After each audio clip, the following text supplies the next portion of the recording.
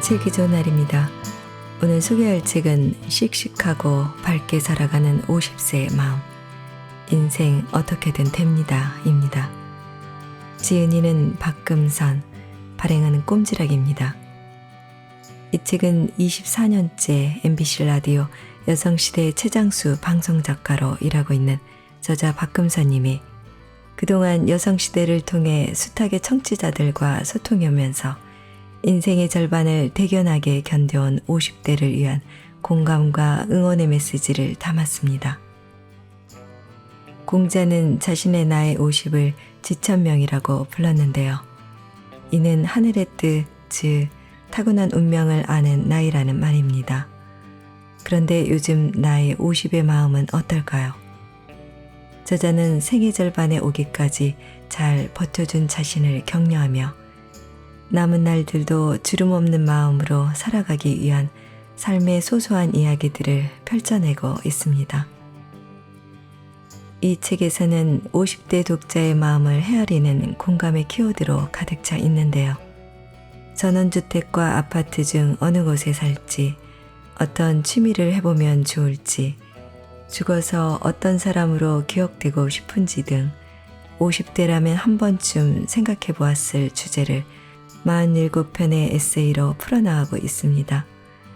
독자들은 이 책이 들려주는 다양한 에피소드를 통해 그간 다소 무겁게 느껴졌던 나이듦에 대해서 시선을 환기하며 새롭게 기대해 볼 수 있을 것이라고 하는데요. 자, 그럼 지금부터 잠시 인생 어떻게든 됩니다. 책 속으로 들어가 보겠습니다. 오늘도 읽기 좋은 날과 함께 즐거운 시간 되세요. 구독, 좋아요, 알림 설정은 사랑입니다. 잊지 마세요.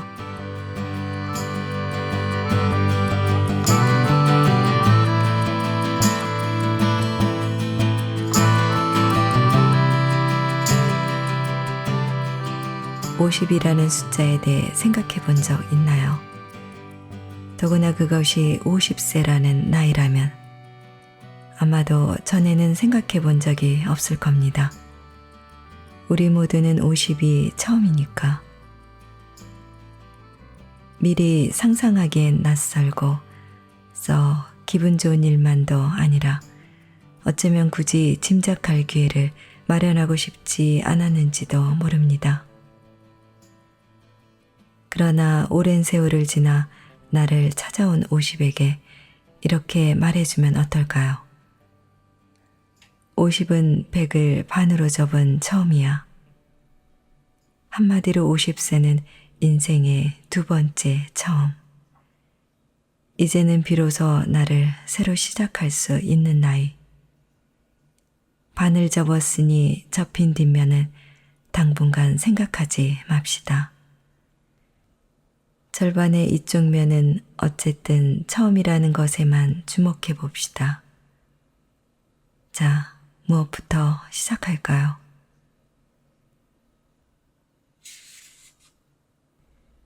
아프고 외로운 날엔 한의원으로. 나에게도 직업병이 찾아왔다. 아니, 엄밀하게 말하면 관리를 제대로 안 한 내 탓에 생긴 병이지. 꼭 직업만 나무라기도 미안하다. 일단 목이 굽어서 아프고 좌우로 돌아가지 않았다. 컴퓨터를 나쁜 자세로 오래 들여다보아서일 것이다. 어려서부터도 계속 구부정한 자세로 책을 보았고 스트레칭도 제대로 하지 않았다. 오른쪽 고관절도 시원치 않다. 의자에 앉아 컴퓨터로 글을 쓸 때 오른쪽 다리를 접어 올리는 버릇이 있는데 그게 문제였을까? 다른 이들에게 들으니 책상에 앉아 작업을 할 때는 두 다리를 나란히 내려놓고 일하는 것이 좋다고 한다. 왼쪽 무릎도 문제다. 계단을 민첩하게 뛰어서 오르내리기가 내 특기라고 생각하던 시절도 있었는데 이제는 두어 시간 걷고 나면 왼쪽 무릎에서 서걱거리는 잡음이 나면서 아프다. 누군가 뒤에서 불렀을 때 목을 돌리는 것조차 힘겨워진 어느 날 한의원에 갔다. 의사는 줌을 넣어주고 주사를 놔주고 찜질을 하게 하고는 치료실을 나갔다. 침상에 엎드려 목에 자르르 자르르 전기 자극을 받고 있는데 커튼으로 가려진 옆자리에 할머니 한 분이 오셨다. 한동안 그분의 음성이 들려왔다. 그분은 의사에게 이런저런 이야기를 했다. 할아버지가 돌아가신 후로는 이렇게 매일 선생님을 뵙고 있다. 며느리와 아들이 다녀갔다. 아파트가 재건축에 들어갈 텐데 죽기 전에는 하지 않았으면 좋겠다. 의사는 어제보다 다리가 좀 나아졌는지 묻고 할머니가 하는 이야기를 가만히 들어줬다. 이윽고 침을 놓고 치료기를 몸에 부착해주고 의사가 나가자 할머니는 가끔 신음 같은 한숨을 토해내며 커튼 안에서 자신만의 시간을 보냈다. 그 한동안 한의원에 다녔는데 시간이 나와 맞았는지 그 할머니 겹 침상에 눕는 일이 여러 번이었다. 그때마다 할머니는 소소한 일상을 이야기하며 의사에게 고마움을 표하고 시원하다거나 아프다거나 하는 모든 말끝에 한숨 같은 신음을 토했다. 아, 한의원이란 이렇게 좋은 곳이었던가. 할머니와 함께 우연히 시간을 보내면서 줄곧 생각했다. 나도 나이가 들면 한의원에 열심히 다녀야겠다고. 아픈 곳을 치료해주고 몸을 뜨뜻하게 해주고 말도 들어주는 곳이 어디 흔하겠는가. 경제적인 형편만 괜찮다면 미래의 나도 매일 한의원에 출근하리라. 찾아오는 이 없고 눈 어두워 책 보는 것도 쉽지 않고 음악이며 텔레비전도 시들해지는 나이가 오면 하루가 얼마나 길 것인가. 그런데 한의원에 천천히 걸어서 오고 가고 침상에 누워 보내는 시간까지 치면 오전은 후딱 보낼 수 있겠지. 의사나 간호사와 대화를 나누고 마사지 비슷한 것을 받을 수 있고 통증 완화까지 되니 한의원이야말로 노년에게 다정한 장소가 아닐까. 그렇게 생각하고 나니 아파서 찾아온 한의원이 아무도 모르게 편히 쉴 수 있는 아지트 같다는 생각이 들어 기분이 좋아졌다. 한의원 참 좋다.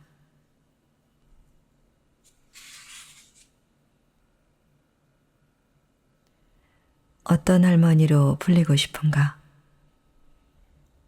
나 어렸을 때만 해도 먼 친척과의 왕래가 잦았다. 서울에 있던 우리 집에 시골 친척들이 와서 종종 묵었고 서울 다른 동네에 사는 촌수가 먼 친척 할머니 댁에 인사도 자주 다녔다.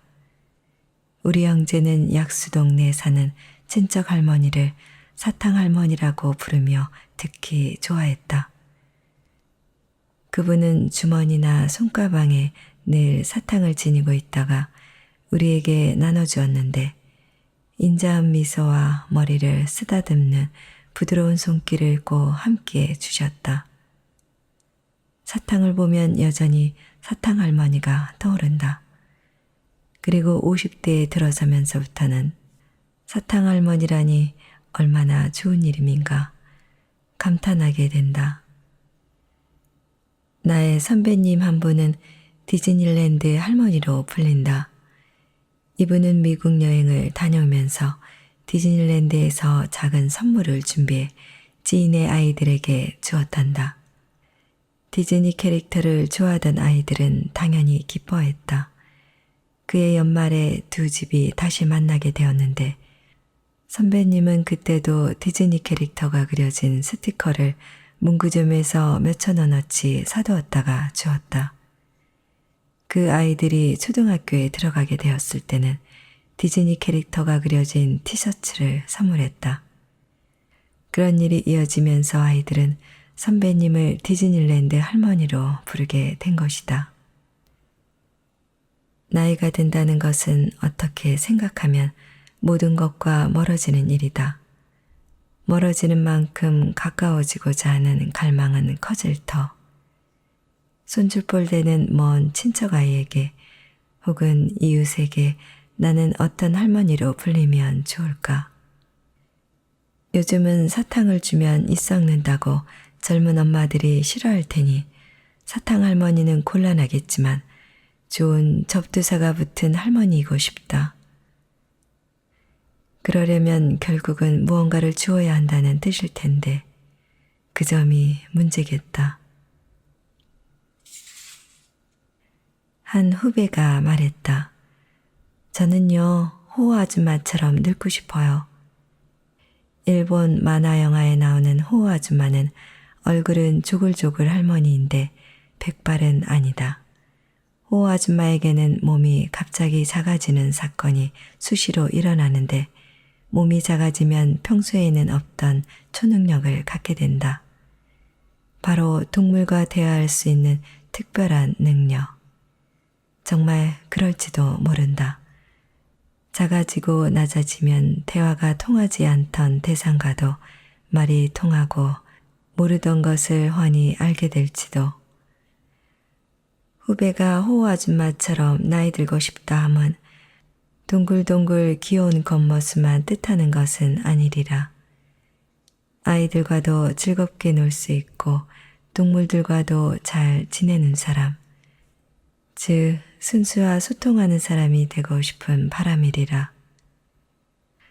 어떤 할머니가 되고 싶은지 고민해 볼 일이다.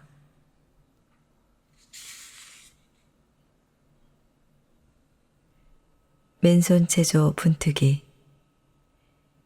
거리에 요가나 필라테스, 권투 등 운동과 관련된 학원이 많이 보인다. 그만큼 운동을 하려는 사람이 많다는 뜻일 것이다. 친구와 선후배 중에도 규칙적으로 걷기 운동을 하는 이들이 있다. 아, 그야말로 존경한다. 사는 지역의 둘레길을 찾아 걷기도 하고 좋다는 길을 찾아다니고 서울 시내 한 바퀴 돌기같이 목표를 세우고 걷는 사람들. 그런 의지와 인내는 대체 어디에서 나오는 것일까?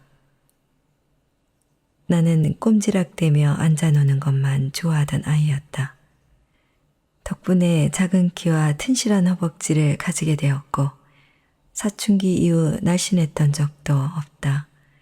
건강검진을 하면 항상 과체중으로 지적받고 예쁜 옷을 사 입어도 태가 안 났다.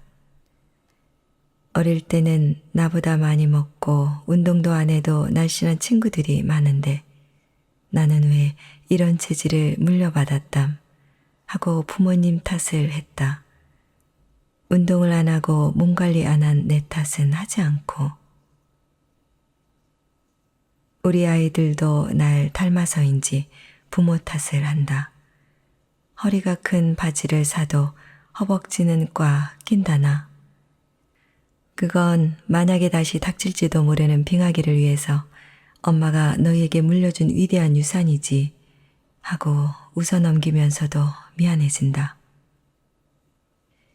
이제라도 운동을 해볼까 해서 둘러보았다. 신나는 음악에 맞춰 몸을 흔드는 에어로빅은 어떨까? 애석하게도 50대에 처음 시작하는 것은 권하지 않는단다. 운동 안 하던 사람은 어떤 운동을 해야 하나 고민하는데 나보다 나이가 많은 분이 권해준 것이 있다.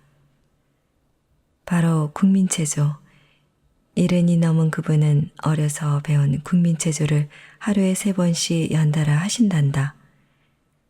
다른 운동은 안 하는데도 크게 아픈 데 없고 심지어 무릎도 비교적 튼튼해서 동네 약수터를 무리 없이 오르내린단다. 그 이야기를 듣고 나서 나도 가끔 국민체조를 한다. 인터넷의 도움을 받아 배경음악까지 틀어놓고 혼자서 즐겁게 한다.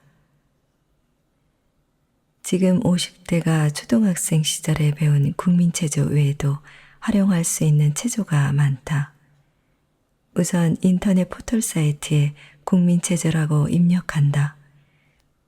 그러면 어려서 배워 순서가 가물가물한 바로 그 체조가 나온다. 국민체조가 마음에 들면 바로 하면 되고, 새로운 것을 원하면 새천년 건강체조라고 치면 1999년에 만들어진 6분 3초짜리 체조가 나온다. 이 체조는 국악 느낌이 나는 배경음악에 태권 동작을 활용해 국민체조보다 동작이 부드럽다. 나는 이 체조가 마음에 들어서 잊어버릴 만하면 한 번씩 해본다. 길지 않은 운동 시간인데도 하고 나면 몸에 열이 오르는 게 느껴지고 기분이 좋아진다. 이제와 더 이상 키가 클 일은 없지만 그래도 키가 크고 싶은 마음이 일거든 청소년 체조도 좋다. 이 체조는 운동 시간이 짧으면서도 키가 클 것만 같은 동작으로 채워져 있어 하고 나면 기분이 상쾌해진다. 운동에 대해 아는 것도 없고 실천하는 것도 없는 부끄러운 나지만 체조만큼은 자주 해보겠다고 오늘도 나와 손가락을 건다.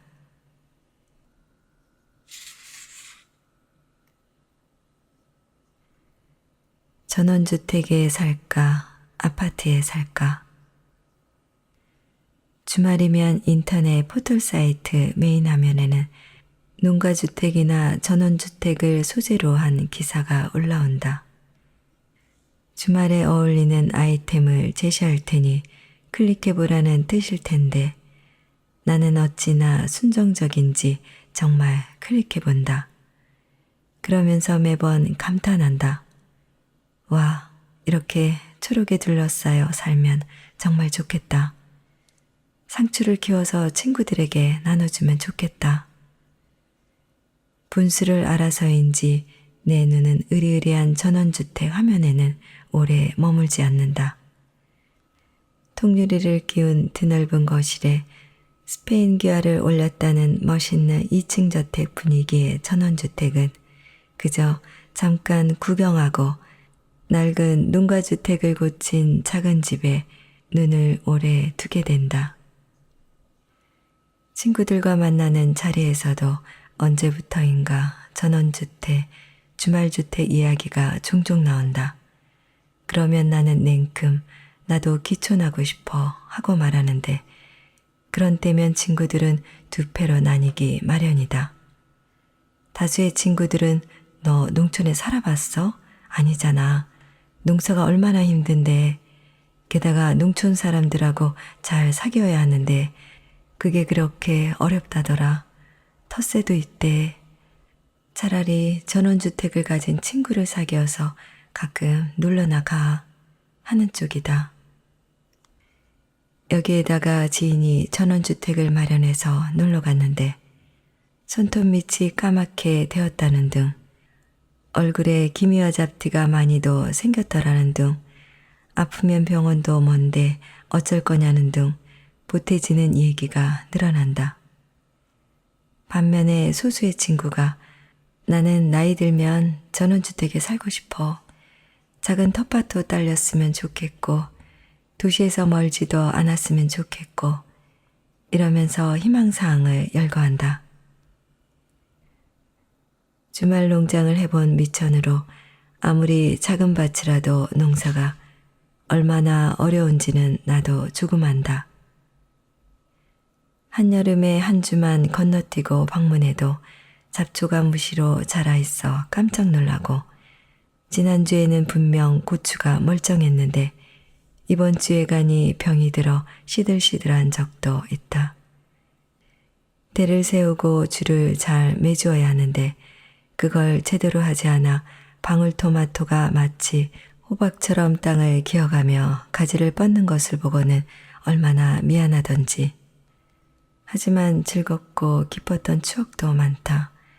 냉이를 잔뜩 해서 데쳐 먹고 무쳐 먹고 비벼도 먹고 된장국도 끓이고 부침까지 해서 한 상을 차린 향기로운 날이 있었고 잡초로 분리된 풀을 뽑으면서는 그 생명력에 얼마나 감탄했는지 다른 풀이 없는 곳에 난 풀은 누가 올세라 얼른 팔을 벌려 눕는 것도 보았다. 면적을 많이 차지하려는 전략인 것이다. 다른 풀들이 많은 데서 난 잡초는 같은 잡초여도 몸을 세워 뾰족하게 올라왔다. 누울 자리를 보고 발을 뻗는 걸로 치자면 잡초만큼 눈치 빠른 녀석도 없을 듯 싶다. 까만 주근깨가 송송 박힌 갓 따먹는 방울토마토는 얼마나 싱그럽던지, 가지꽃은 어쩌면 그리도 고운 보랏빛인지 어느 물감으로도 그 빛을 흉내낼 수 없을 것 같았다. 상추잎을 살짝 누르듯 돌렸다면 나오던 하얀 액도 마치 상추가 흘리는 눈물 같아서 신비했다. 자연 속에 살고 싶은 마음과 실제 전원주택이나 농가주택에서 사는 것의 거리는 얼마나 될까? 어쩌면 그런 것은 마음이 결정한다기보다 돈이나 기타 여러 상황이 결정하는 문제인지도 모르겠다. 그럼에도 불구하고 궁금해진다. 나는 도시에서 계속 살게 될까? 아니면 시골에서 살게 될까? 오늘도 거의 행복했다면 됐다. 작가이자 정치인으로 활동 중인 김한길은 자전적인 에세이 눈 뜨면 없어라 에서 이런 글을 남겼다. 미국 생활 5년 만에 그녀는 변호사가 되었고 나는 신문사의 지사장이 되었다.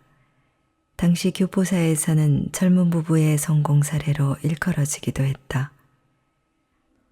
방 하나짜리 새 집에서 벗어나 바다가 내려다 보이는 언덕 위에 3층짜리 새 집을 지어 이사한 한 달 뒤에 그녀와 나의 결혼 생활 실패를 공식적으로 인정해야만 했다. 바꾸어 말하자면 이혼에 성공했다. 그때그때의 작은 기쁨과 값싼 행복을 무시해버린 대가로. 물론 그 안에는 우리가 모르는 많은 사연이 있겠지만 20대 후반에 미국으로 이민 간 이 부부는 소소한 행복을 무시하며 살아온 결과 원하던 성공은 얻었지만 더 큰 것을 잃었다는 고백이다. 나 역시 소소한 행복을 정립하지 않아서 나중에 후회하는 일이 얼마나 많았는지. 그래서 어느 날 아침 일상의 행복과 기쁨을 일부러 적어보았다.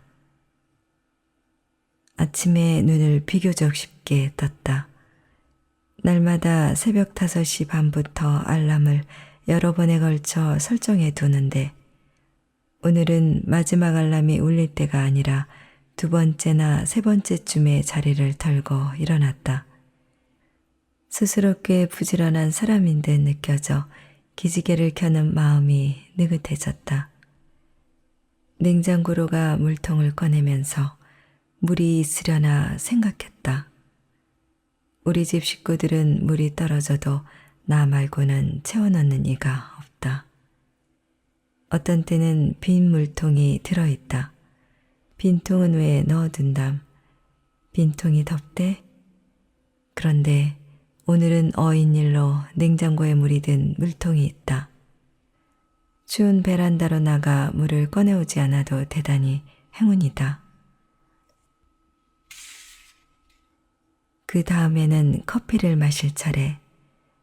봉지 커피가 거의 떨어지고 있었는데 없으면 어쩌지. 다행이다. 2개나 남아있다. 온글을 쓰면서 커피를 마실 수 있다니. 아, 좋다. 물을 끓이며 밥솥을 열어본다. 밥도 남았다. 아침을 새로 안 지어도 된다. 어제 끓인 된장국도 있다. 아이들이 어릴 때는 깨워, 씻겨, 먹여, 사이사이 옹거써 얼마나 분주한 아침이었던가. 그때보다 훨씬 여유가 생긴 지금의 아침 시간만으로도 부자가 된 기분이다. 이제는 현관문을 열고 신문을 가져와야 할 차례. 외신경으로 밖을 살짝 내다보고 내 딴에는 민첩한 동작으로 아침 신문을 들여왔다. 신문을 뒤적이며 오늘 원고를 쓸 만한 아이템을 찾는다. 생각보다 쉽게 몇 가지가 추려져서 마음이 가벼워진다. 어느 날은 마감 시간이 다 되도록 마음에 드는 소재를 찾지 못해 절절 매기도 하니 말이다.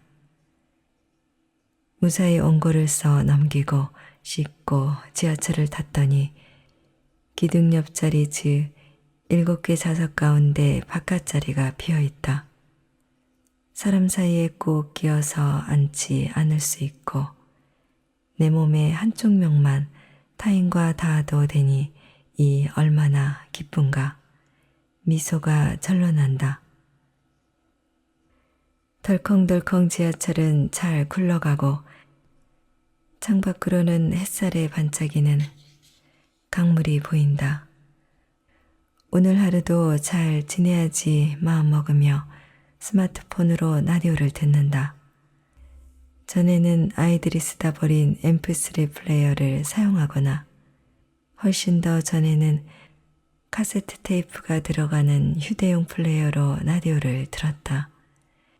지금은 그에 비하면 얼마나 편한지 라디오를 들으면서 문자 메시지나 이메일도 체크한다. 지하철 안 한쪽에서 할머니 앞에서 재롱을 부리는 귀여운 아기를 보았다. 아기와 눈이 마주치는 순간 둘 다 웃었다. 아기가 보기에 나는 무섭지 않은 아줌마, 아니 할머니인가? 인가 보네. 기쁘다. 가방에서 책을 꺼내 몇 장 읽고 유튜브를 뒤적이다가 정거장을 지나치지 않고 졸다 혹은 생각에 빠져 아니면 무언가를 읽다가 내릴 정거장을 놓치는 일도 하다하다 일터에 잘 도착했다.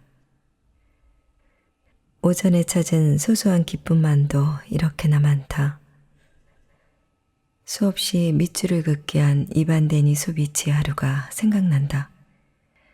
작가 솔제니친이 직접 경험한 노동수용소의 하루를 묘사한 작품인데 이런저런 인용해서 접할 때마다 그거도 쓸쓸한 울림을 준다. 특히 마지막 대목이 그는 아주 흡족한 마음으로 잠이 든다. 오늘 하루는 아주 운이 좋은 날이었다. 영창에 들어가지도 않았고 사회주의 생활단지로 작업을 나가지도 않았으며 점심때는 속여서 죽 한 그릇을 터먹었다. 그리고 반장이 작업량 조정을 잘해서 오후에는 즐거운 마음으로 벽돌 쌓기도 했다. 줄칼 조각도 검사에 걸리지 않고 무사히 가지고 들어왔다.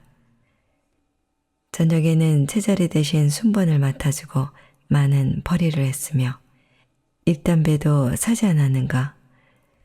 그리고 찌뿌드드 하던 몸도 이젠 씻은 듯이 다 나았다. 눈앞이 캄캄한 그런 날이 아니었고 거의 행복하다고 할 수 있는 날이었다.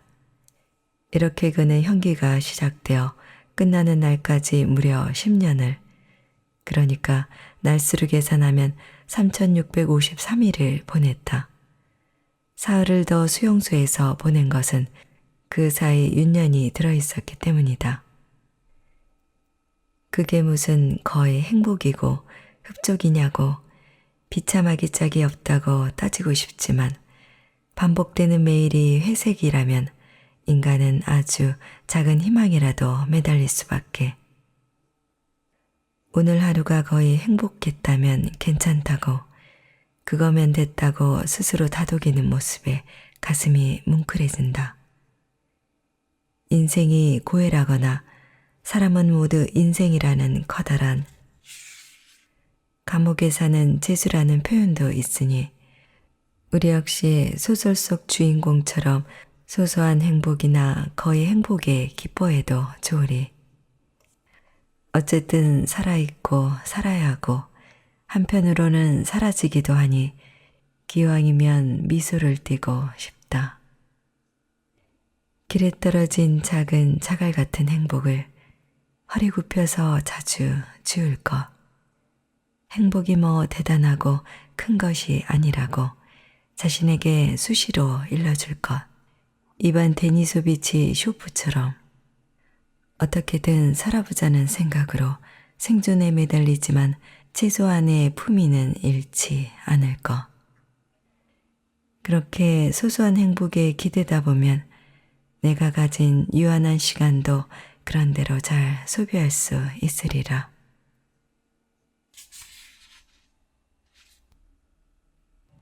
죽어서 어떤 사람으로 기억될 것인가? 여성시대로 도착하는 편지 중에는 부모님에 대한 이야기가 가장 많다. 그 편지에는 부모님들이 평소에 하시는 말씀이 몇 가지 공통적으로 보인다. 괜찮다, 우리는 괜찮아. 안 아픈 데가 없이 전신이 다 쑤신다. 이렇게 지내다가 니들 고생 안 시키고 자는 듯이 죽어야 할 텐데. 누구나 바랄 것이다. 떠날 때 곱게 떠나는 모습. 자식들 고생 안 시키고 주변 사람들이 슬퍼할 만큼만 앓다가 가는 모습. 회복될 것도 아닌데 이런저런 연명 장치를 달고서 알 수 없는 세계에서 오래 머물지 않기를 바라는 마음. 2018년 2월 4일부터 존엄하게 생을 마감할 수 있게 하는 웰다잉법인 연명의료 결정법, 호스피스 완화 의료 및 임종 과정에 있는 환자의 연명의료 중단 등 결정에 관한 법률이 시행되었다. 여성시대에서는 여러 해 전부터 이 문제를 짚어왔기 때문에 공부할 기회가 많았는데 연명치료를 할 것인가 말 것인가를 놓고는 사전 연명의료 의향서와 연명의료 계획서 같은 것이 필요하다. 사전 연명의료 의향서는 아프지 않을 때 미리 작성해서 정부기관에 등록해두면 죽음이 임박했을 때 무의미한 연명치료를 하지 않게 해주니 기억해두면 좋다. 의식도 없는 내가 인공호흡기를 끼고 오래오래 누워있다고 생각하면 얼마나 무서운가. 가슴뼈가 부서지도록 심폐소생술을 연거푸 받는 사람이 나라면 끔찍하다. 필요 이상의 혈액투석을 하고 지나치게 항암제를 투여받느라 맥없이 누워만 있을 뿐 아무것도 못한다면 아무리 기똥밭에 굴러도 이승이 좋다고 하지만 살아도 산 것 아닌 채로 살면 그때는 결단이 필요하다. 삶의 질이 너무 떨어진 채 숨만 붙어 있으면 나는 물론이고 자녀들도 고통만 더 받을 테니까. 언젠가 모임에서 죽음에 대한 이야기가 나왔을 때 50대 선후배들이 하나같이 입을 모았다. 건강하게 사는 법을 공부하듯이 취업을 위해 여러 가지 스펙을 쌓듯이 경제적인 여유를 위해 재테크를 알아보듯이 웰다잉에 대해서도 나이 상관없이 미리 공부하자고. 그런 의미에서 남은 인생의 목표에 이런 것을 포함시켜 보았다. 종이에 인생의 목표라고 큼직하게 쓰고 첫째, 가족과 가까운 이들에게 아낌받기.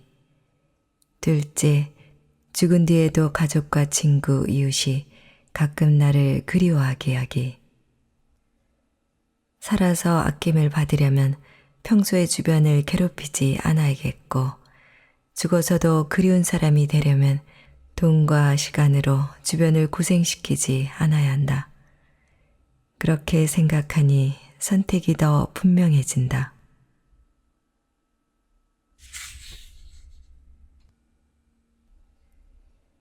우리는 꿈 많은 소녀라서 갖고 싶은 것도 하고 싶은 것도 많았지. 갖고 싶다고 해서 다 가질 수는 없고 하고 싶다고 해서 다 할 수도 없다는 것을 깨쳐온 세월.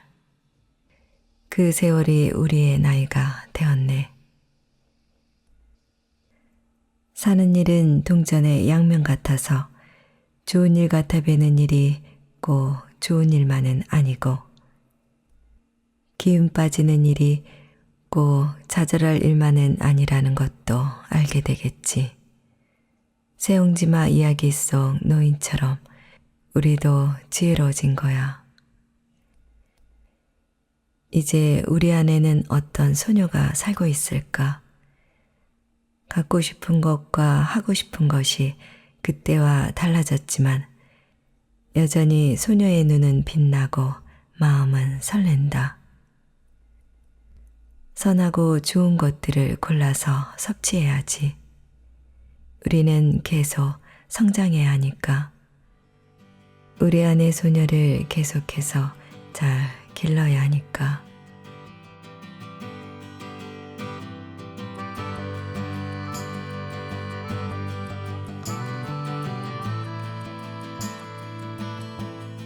책 읽기 좋은 날 오늘은 인생 어떻게든 됩니다를 보내드렸습니다. 감사합니다.